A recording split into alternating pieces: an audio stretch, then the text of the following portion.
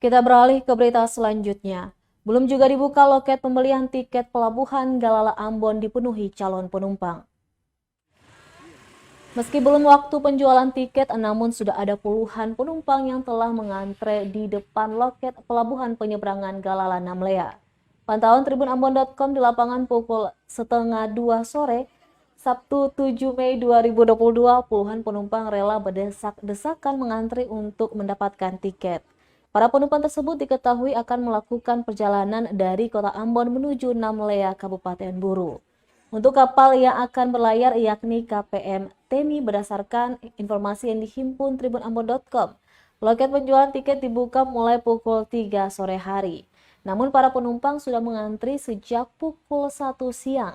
Kemudian para penumpang yang mengantri untuk pembelian tiket ini selain melaksanakan validasi di pelabuhan penyeberangan, bisa juga memvalidasi di Pelabuhan Yosudarso Ambon.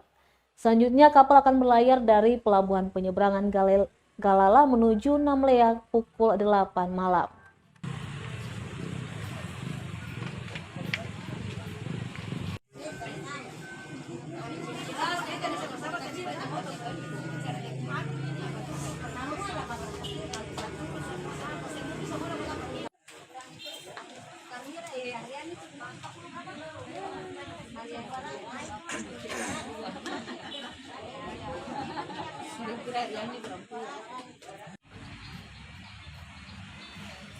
Terima kasih sudah nonton.